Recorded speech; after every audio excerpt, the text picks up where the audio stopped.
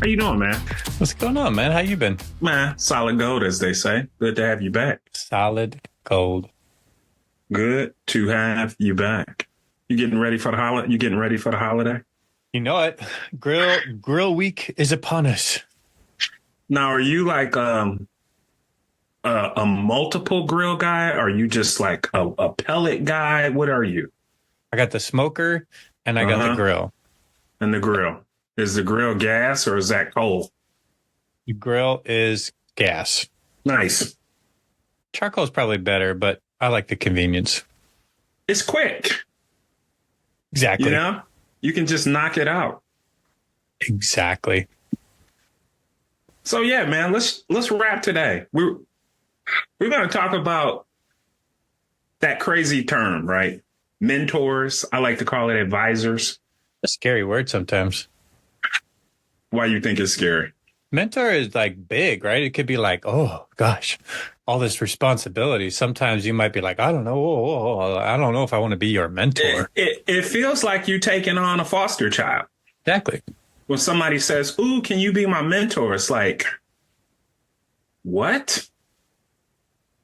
I prefer advisor. Advisor is a good word. I'm just advising you. You're gonna ask me questions. I'm gonna ask you questions.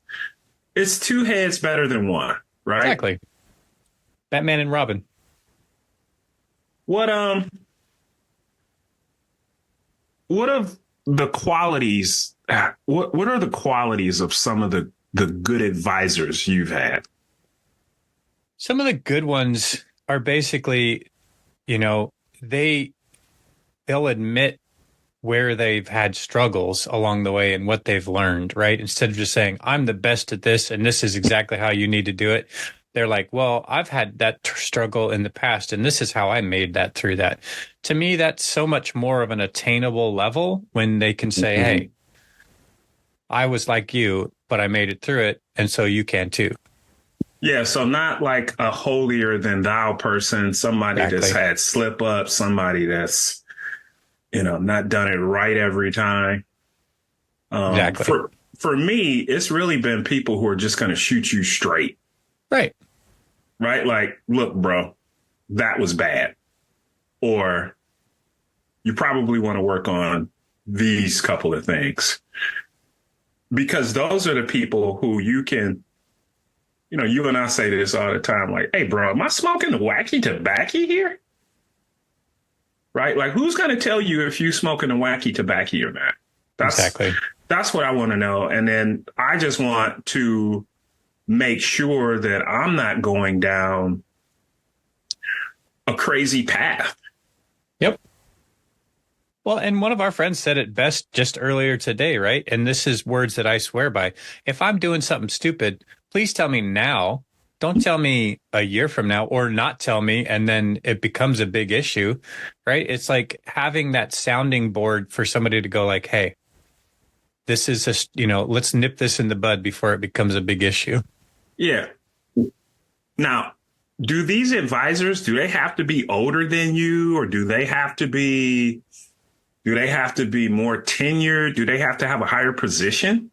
That just depends on your security or insecurity. If you as a person feel like I must have the sage, wise one, and you're not going to be able to listen to anything else, then that's on you. But really, you can pick this information from anybody. There are people younger, less experienced than you that are going to be better than you. And you just have to be able to be okay with that and learn from that greatness, regardless of where it's coming from.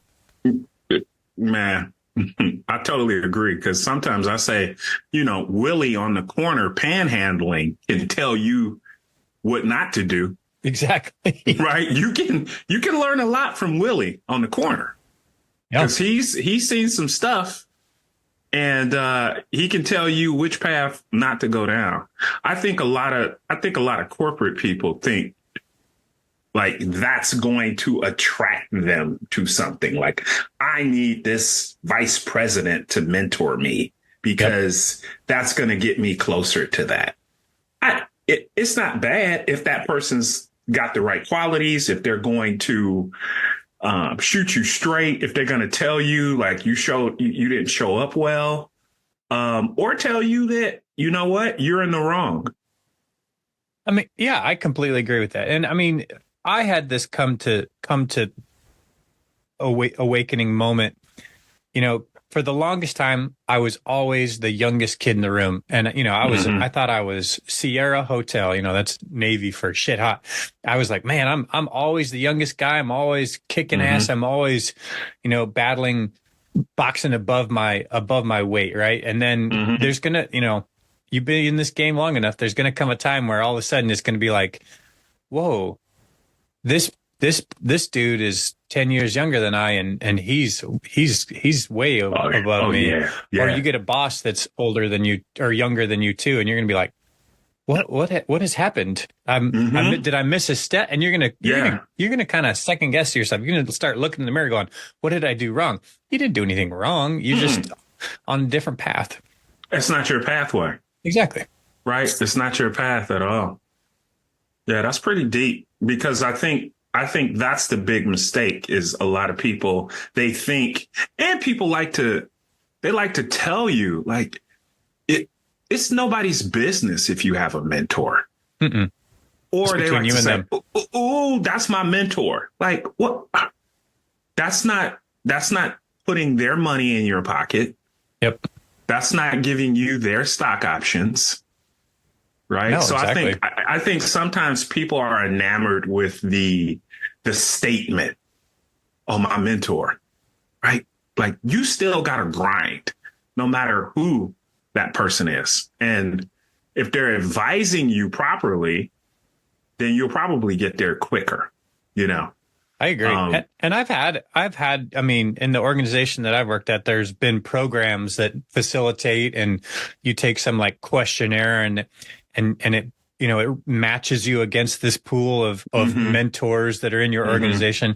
And that's all fine and dandy. Yeah. But you need to remember that if you're a person and you are either organically reaching out to somebody and saying, would you be my advisor? Would you be my mentor? Or if you're getting matched through some program, they are taking time away from their own day to help you. So you need to be ready. You need to show up in step, ready to do the work, have the questions, bare your soul. You know, don't just show up and be like, come on, give me the goods, right? You need to have the work is on you, not on them. It is. It's on you. And what's the purpose of having the mentor? Right? It's like, okay, how long are you going to have a dance coach for? Eventually, you got to get out there and do that hustle. Right? Exactly. Do you know how to hustle? You know how to do the hustle? No, I am. You need to learn how to do the Tamiya hustle. Tamiya hustle, huh? There's so many hustles, bro. It makes zero sense. I'm getting off the main highway here, but we're getting on the dirt roads here real quick. Exactly. I'm in the cornfields with the hustle. But you need to. What's the purpose of having a mentor forever if it's not getting you to the next place? Correct. So I just think a lot of people, they talk about this, but it's just like something to have, right? Ooh, you know, I've got an espresso machine. Well, that's great. Are you using it? Right. And it could also be the other way around too, right? It could be like, some people probably think it's like, oh, you have a therapist? Like, oh, what? It's like, man, you're focusing on your craft and you want to improve it, and you're willing to do whatever that takes. And so don't think of it as this stigma. Think of it as, you know, an investment in yourself. Yeah. And it doesn't have to be for everybody. Doesn't need to know that you have it. Exactly. You don't need to be waving that flag around. It's just like if you're in school, you don't have to wave the flag that, oh, I got to go see my tutor. Just get the grade. Exactly. Just get it. You know, the other thing that I think, because I've been in this role, I've been mentors and I've told people, hey, I'll just be an advisor. And some people it's, you know, that it's formal where they ask you, like they're asking you on a date, right? Right. Would you be my mentor? Like it's asking you, would you be my girlfriend? you know?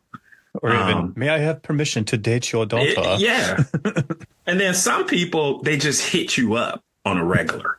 Correct. Right. So it just kind of slides in there. Be careful of that. Mm-hmm. Because whoever is advising you, they should get something out of it as well. Exactly. Right. You just don't want to go to the well consistently and just drain whatever person that's advising you consistently. So every time you come, you're coming to take. Energy vampire, I call that. Yeah. You're coming to take. Hot topic as of recent, trauma dump. Dumping. You're coming to just spill everything that's bad that's happened to you with really, no goal. Like every conversation that you have with someone, there should be a goal. Exactly. Right. I want to talk to you today because I have a situation with a person on my team. I'm a bit emotional about it. Maybe I'm a bit angry. I'd love to be able to walk through it and figure out how I can move on and come to some type of agreement. Right. That's how you set up a discussion. Not just, oh, my God, this happened to me and this is so awful and this and that. Because what will happen is that person will look at that phone and say, I don't know if I'm ready to pick up right now. I've seen it too many times. It's tough. And a lot of people don't get it. They won't pick up. So it's got to be both ways. It's got to be both ways. What can you give to them? Because if I can get on the phone with you and hash something out, right, and then help you with something, now that's beneficial. Mutually beneficial. It's mutually. And the higher you try to go for a mentor, right, the less time they're going to have. Always. If you try and make a president of an organization your mentor, come on.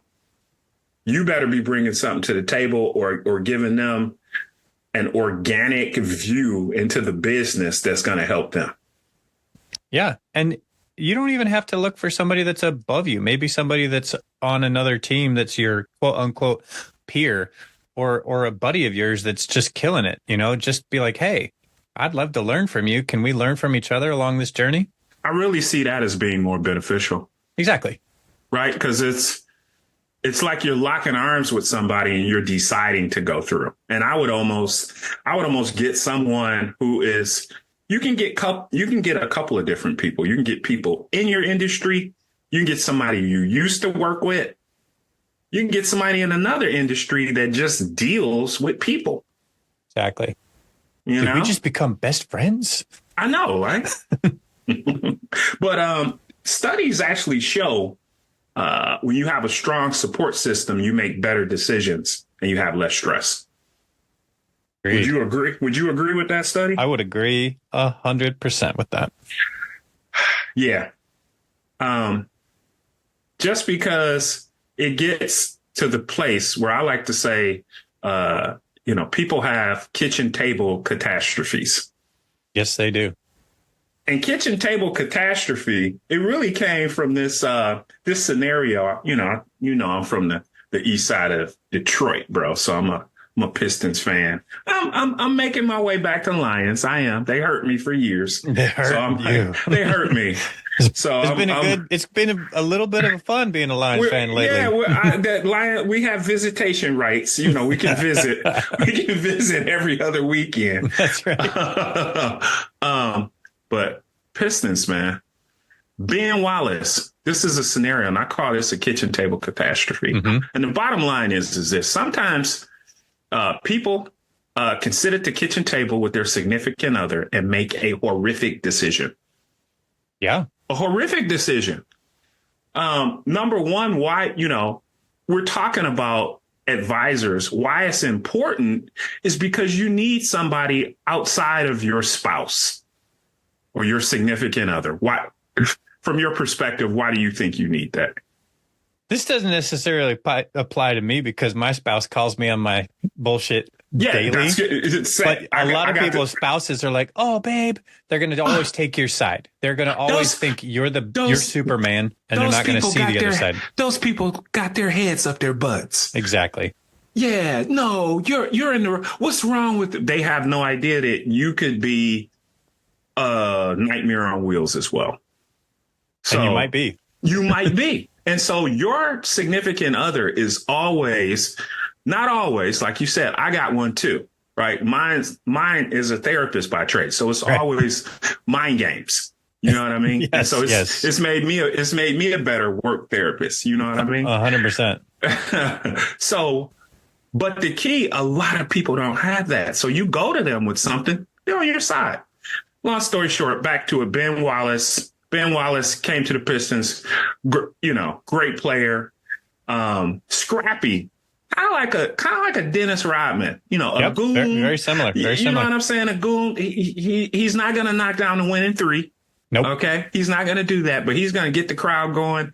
He grew his hair out, had an afro. People are wearing afros in there. I mean, but they loved him. And it's not like he's throwing up all-star numbers. He was gritty. He was emblematic of the city of Detroit, tough, Yep. Blue collar. And him and his wife sit at the kitchen table and they have a catastrophe. The Pistons are like, listen, you know what? We're out of money, cap space. This is as much money as we can give you right now. Yeah. And they were like, no, we want more money from the Bulls. And I'm not in people's pockets. Right. I don't want to do that. Right. Because I'm not, I've made some decisions for money as well, but I'm not in people's pockets. But we're talking about millions of dollars. Yep. Wifey's like, baby, you deserve more than that. How they go? And I'm, peace be with the Wallaces. But they're like, they're like, hey, shoot, you deserve way more money than that. You're right. I do. I do. We're going to Chicago. Oh, guess what? They got to Chicago. Chicago was like, we don't do that Afro stuff here. Nope. Corn wrote that down. We're not as loose as them, and we need some better numbers out of you. Right. And it was a horrific choice. Didn't work out for money when you're already making millions. And to the people that are listening, you get it. You know what I'm saying? 30 million here, 40 million there. You know what I'm saying? But it's enough. and it was a horrible decision. Then he finally made his way back and, he could have retired there. Yep. And the people in Chicago, they didn't know that he was just this scrappy Rodman type dude. Exactly. They're like, dude, you missed the shot. Us, we're like, that's okay. Because you're Big Ben. You might get 3 more later. Come on, man. So be careful of that kitchen table catastrophe. Mm-hmm. So many people make it, and it's not, they make it, and a lot of it's based on emotion. Oh, a lot of it. A lot of it. All of it. Yeah, because they're like, they're mistreating you. And it's like, hey, take the emotion out of it. And that's why you want an advisor, because I wish somebody would have told Ben that. Like, bro, This is your home. Chicago, I get it, but, they run a different somebody outfit. Been like, hey, is $8 million really worth upending your whole family, your lifestyle, and your whole game? Maybe not. For an organization that will lay down for you. Exactly. Right? The numbers are there. It wasn't, they weren't tricking them. Nope. It's like, this is as much as the cap will allow. We'll make you the highest pay. No, I need more. Like, no. So that's one of the reasons why an advisor is key, because you want to talk business and you want to talk decisions and tough choices with somebody who's going to shoot you straight. Couldn't agree more. That you have to have it. And here's the other reason. Most bosses are under the same amount of stress as you are. And, they probably need an advisor. Yes. So, old school, the way we came up, the idea is that you're supposed to get that from whoever is supervising you. Correct. That's not the case. It's not a reality. It's look, bro, nobody is here to save you. You got to figure it out themselves. Yeah, that's why you got to sharpen the sword. You got to read. You got to do all of these things because you're probably not going to get what you need from your supervisor. Probably not. If you are, that's amazing, but don't expect it. That's great. What is it? What has it been like for you when you had that versus you didn't have it from the person that you work for? Oh boy. To me, the scenario is like being on a ship in a storm, right? And because you're always facing, you're going to always face rough waters, no matter where you are or who you're with. Having an advisor / mentor, that somebody that's, shooting you straight. It's like having that seasoned vet on the bridge with you. And it's like, hey, this boat can make it. You're going to be okay. Just follow your compass, follow your training. You know what you're doing. And it's not about doing it for you. It's just about being there and being like, remember, we talked about this. You know how to do this. You got this. Whereas you don't have that. And you maybe you've done that 100 times, but in that moment, you're like, oh crap. Wait, what am I doing? What's going on? And you forget, or you start to doubt, or imposter syndrome creeps in and you don't have that voice to be like, hey man, you don't have the Yoda, remember your train. You don't have, it wasn't Yoda. Who was it? It was the other dude, go to your training, Luke, and it's just remember to be confident in yourself. That was a pretty good Obi-Wan you just did. Yeah, Obi-Wan. That's it. That's what I'm talking about. I like it. We both got the beard. That's well said, man. Yeah. So, if you can be that leader, then be it, because it's going to inject confidence in your people. Yes. Right. And so the last thing you want them doing is to second guess themselves, then second guess their actions thinking about you. Correct. So this is kind of twofold. It's like, look, if you got people under you, try and be an advisor to them. Right. Try to support them. But if you are working at any level, you're working for someone. I don't care who you are. Yep. Right. If you're the president of a company, you're working for the board and the shareholders, you have to answer to people, but you need to find somebody who you can talk with. You do. And there is benefits out of it. I mean, not that I'm saying this is everything, but there's a lot of times where you might realize something as it's coming out of your mouth and you're like, oh my gosh. Yeah, this worked. I just said some good stuff, man. I need to follow my own advice. But you're not going to do that if you're not talking it through. Exactly.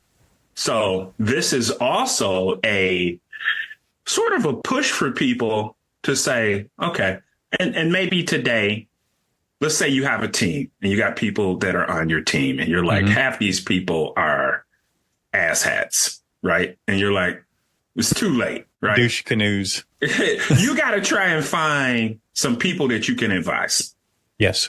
Because it's mutually beneficial for you. It helps you to keep your sword sharp. It's a win-win-win. It helps you to coach. So you can't take on everybody. And definitely, there are some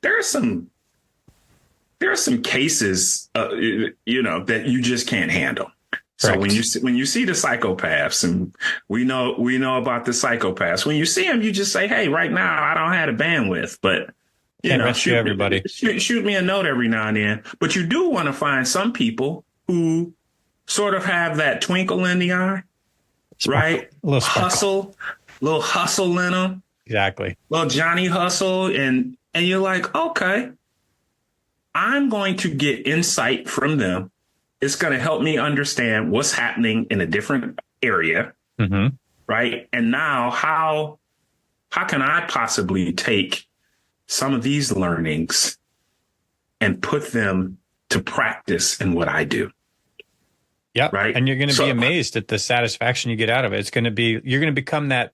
It's like flipping that switch between being a kid and adult at Christmas, where you're like, "Ooh, give me the presents, give me the presents, give me the presents." And then you end up realizing the way bigger present is watching people's enjoyment into opening or discovering something that you have to give them. Mm-hmm. And you just never know, right? Because when you have that advisor, advisee, that partnership, something's going to pop up. Somebody's going to be like, oh my God, this is you know what? I heard about an amazing opportunity. Right. Right. And the huge benefit is that when you have that relationship where you take care of each other, there's no boundaries. No boundaries. Right.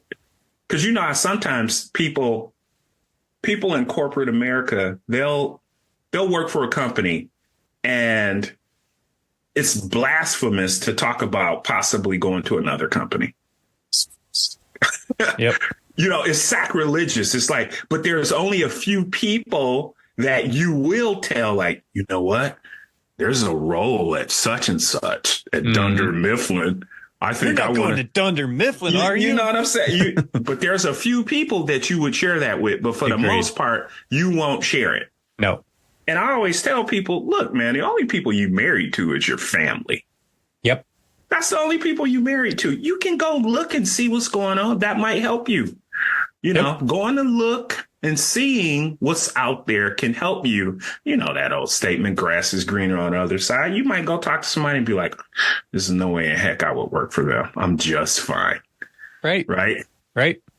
I mean, and it's like we talked about in the last podcast. I mean, there are interviews everywhere. Life is full of interviews. And if you're not doing that, you're not learning more about yourself or what's even out there. It doesn't mean you could have an interview for a job and you're never going to take it, but you're still sharpening your sword and you're still preparing, and having that dialogue with your advisor or mentor, you know, it's all in that path of just self-improvement. And when you're a better person, your organization's better because of it. Way better. And you have insight. You made a great analogy about that ship, because that ship is going to be your business from time to time. Exactly. And that advisor can help you. Like, yeah, I've seen this before, right? This happens every Q3. Like, okay, we've seen this a few years ago. Just hold tight. We'll get through it. And to me, that's the biggest difference between knowledge and experience, right? You can read about anything in a book, you can learn anything in a class, but until you've been out there and seen some shit, right? You've been in the trenches, you've gone through some big waves, you haven't done it yet. And, you haven't. And so having that advisor scenario with you is a way to, I mean, maybe even, metaphorically going like, hey, what do I do when these big waves come? And he's like, well, this is what's going to happen. And this is going to be the scenario, but you're not going to know that until you get there. But these are the things to look out for. And honestly, if I'm talking about waves and I'm out there, I want to ask the old Samoan guy. Right. Exactly. That's the guy who I want to tell me what to do. And so, in that, I'm going to put a little plug here, and a lot of people will listen, you got to get you at least one boomer on your team. Got to have a boomer. You got to have a boomer, whether you are anti-boomer or not. Boomers have seen some stuff. They've seen a lot of stuff. They've seen some stuff. So, yeah, I mean, they might still read the USA Today. Reader's Digest. Paper version. Where's the TV guide? The TV guide. That's where I was going next. You trying to see when Alpha is coming on. You know what I'm saying? Get you a boomer. Yep. And the boomers, I'm saying that to all generations. Z, X, Y, get, millennials, get you a boomer and open your ears and shut your mouth and just listen. Because they've been down the road, they've got some wear and tear on those tires, and they'll help you to understand some stuff about the business that you just had to be there for. That's right. It's like that farmer's insurance. We've seen a thing or two. Yeah, and they got that old voice, right? Yep. So I love it, bro. Love it, man.